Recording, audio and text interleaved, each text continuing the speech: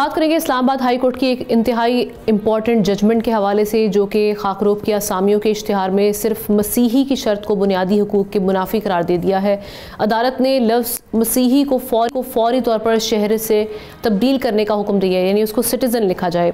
अदालत ने sewerage workers को जानलेवा माहौल, जहरीली गैसेस और बग़ैर हिफाजती सामान के काम पर लगाने को भी संगीन गफलत करार दिया है। हालिया बरसों में नाज़रीन, सिवरेज वर्कर्स की हलाकतों में इजाफे पर अदालत ने शदीद तशवीश जाहिर करते हुए मुल्क भर में जामे हिफाजती इक़दाम की हिदायत जारी की है।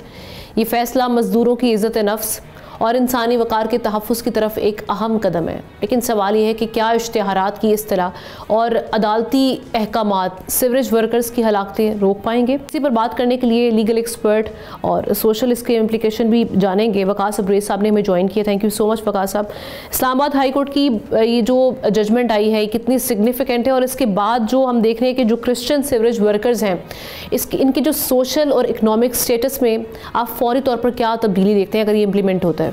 देखिए, सबसे पहले तो मैं आर्टिकल 4, 5 और 25 की बात करूंगा, जो कि इक्वालिटी ऑफ सिटीजन की बात करता है, without any discrimination of caste, colour, creed, status, religion, gender. और ये कहता है कि पाकिस्तान के तमाम शहरी बराबर हैं। और स्पेशली मोर स्पेसिफिकली मैं बात करूंगा आर्टिकल 4 और 5 की, जो कहता है कि इक्वल प्रोटेक्शन ऑफ लॉ और इक्वल रिस्पेक्ट वो गेन करेंगे so far as the fundamental rights of the citizen of states are concerned.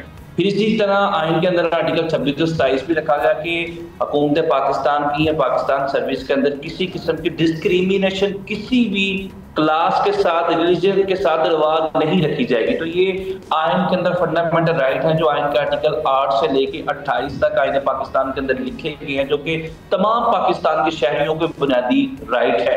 इसी तरह अगर हम बात करते हैं इस्लामाबाद हाई कोर्ट की या पाकिस्तान की किसी भी हाई कोर्ट की या सुप्रीम कोर्ट की, तो जहां पे कॉन्स्टिट्यूशन मैटर्स को देखना उनकी बुनियादी जिम्मेदारी है, जहां पे सूबों के या वफाक के झगड़ों को देखना, या जहां पे 184(3) को या फंडामेंटल मैटर्स को देखना, वहां पे आइन के अंदर बुनियादी हकूक का तहफ़्फ़ुज़ करना और उनकी तशरीह करना, this is also fundamental responsibility and liability of high courts in Pakistan. तो मैं ये समझता हूँ कि this is the milestone judgement, क्योंकि इससे पहले भी हम देखते हैं कि बहुत सारी जजमेंट्स के अंदर हम देखते हैं, या बहुत सारी एडवर्टाइजमेंट के अंदर इस तरह का इम्पैक्ट या इंप्रेशन नजर आता है। लेकिन इस्लामाबाद हाई कोर्ट ने वो इम्प्रेशंस, वो इम्पैक्ट्स को नलिफाई कर दिया, स्ट्राइक डाउन कर दिया, डिस्पेल कर दिया, जिसमें किसी को क्रिश्चियनिटी का या किसी किस्म का भी ताना दिया जाता है, या मसीही बरादरी का ताना दिया जाता है। तो I think this is one of the extraordinary judgement on the part of Islamabad high court. अब दूसरी इंपॉर्टेंट बात जो आपने बात की रिसोर्सेज की, देखिए आइन के अंदर 20 बुनियादी हक हैं पाकिस्तान के तमाम शहरियों को। फिर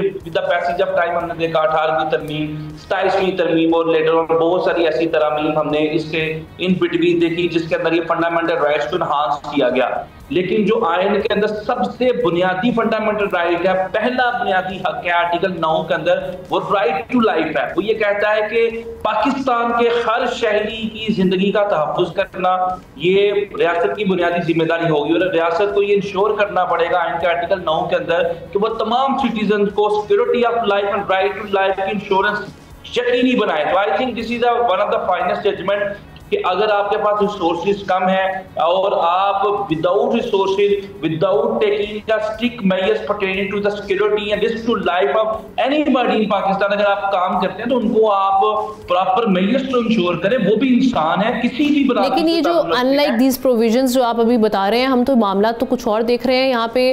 खास तौर पे जो इब्राहिम गटर में गिर जाने वाला जो घटना था, उसका जो मामला जब सामने आया तो उसके बाद बहुत सारी रिपोर्ट्स भी सामने आई, इनके जो मामलात हैं जो सिवरेज वर्कर्स हैं, किस तरीके से किन डिफ़िकल्टीज़ का इनको सामना करना पड़ता है वाइल डूइंग देयर जॉब्स।